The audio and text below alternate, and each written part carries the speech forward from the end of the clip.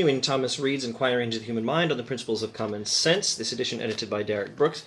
Let's look at Chapter 4 on hearing, and we won't cover everything in this chapter, of course, but let's review something based on this passage in Section 1, and make one observation that may have not been made quite clearly enough, if at all, in this series yet. For little experience by the constitution of human nature ties together not only in our imagination, but in our belief, those things which are in their nature unconnected. When I hear a certain sound, I conclude immediately, without reasoning, that a coach passes by. There are no premises from which this conclusion is inferred by any rules of logic. It is the effect of a principle of our nature common to us with the brutes. Human experience learns to connect one thing with another, even if the two things don't, strictly speaking, show any obvious connection. It's merely the conjunction of the two events. Here, Reid is very similar to David Hume, who says, well, very similar things about how we reason inductively. The difference, of course, is that Hume thinks that the principle that we can reason so, or the human instinct to reason so, is merely an instinct. It is not, strictly speaking, rational, and we don't actually know anything that depends on this. Reid thinks we do know things that depend on this instinct. Now, you might say in a technical sense, it's not rational, speaking with Reid. If rationality means using reason, and reason means proper inference of one thing from other things, that means something like logic. That means conclusions, which must be drawn from premises. In other words, reason must have something to work with. Reason must start with some first principles and learn from them. So those first principles are not themselves known by reason, but they are known. You can know things without knowing them by inferring them from other things. That's largely the point.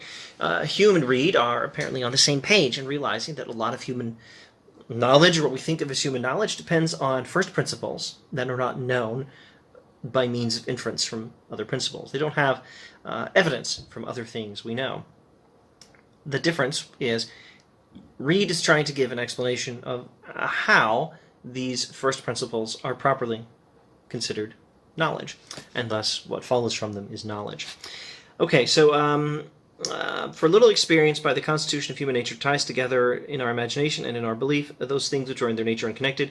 In particular here, a sound and the thing in the world that caused the sound. The sound itself does not resemble the thing itself, but it connects, and we learn by experience which kind of sensation to connect with which kind of thing in the world. And common sense tells us that the sensation, of course, as we saw in the last video, must be in the mind, and the thing itself in the world is independent of the mind. But this is all learned by a principle of our nature, common to us with the brutes, i.e., at this point we're dealing with things animals themselves know. Not merely humans can know this. Now, Chapter 3 here is going to talk about signs. Make it Chapter 4. We're in Chapter 4. Chapter 4 here is going to talk about signs. The sensation, the experience of a sensation, as we saw in the last video, signifies, well, the sensation itself, which exists only in the mind, but also the thing itself existing outside the world. So the sensation is a sign of the thing itself, and the sensation is in the mind, but is a sign of the thing existing outside the world, outside the mind, in the world. Okay? So we may need to talk about signs. Now, there are two kinds of signs, natural and artificial. Page 51 in this edition, section 2 of chapter 4, second paragraph. By language, I understand all the signs which mankind use in order to communicate to others their thoughts and intentions, their purposes and desires. And such signs may be conceived to be of two kinds. First, such as have no meaning, but what is affixed to them by compact or agreement among those who use them. These are artificial signs. Secondly, such as previous to all compact or agreement, have a meaning which every man understands by the principles of his nature. Language, so far as it consists of artificial signs, may be called artificial. So far as it consists of natural signs, I call it natural. All right, so he's going to talk about to what extent language is, strictly speaking, natural, and to what extent it's artificial. Why is he talking about language? Why are we dabbling in philosophy of language in this chapter on perception? Well, because, he's talking about specifically the faculty of hearing. Well, naturally, when you're talking about hearing, you're going to talk about, or at least you might have an interest in talking about language. What noises do we make? What noises do we hear? But human speech, well, there's more, but that's maybe the biggest one, the most common one. But let's not say anything else about the philosophy of language as such. Let's just recognize that there's this distinction between natural signs and artificial signs. Natural signs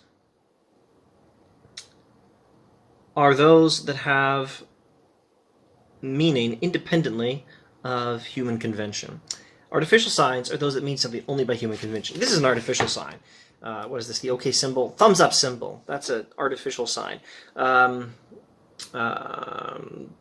up, thumbs down. That's an artificial sign. These don't mean anything except by human agreement. But what about something like a smile?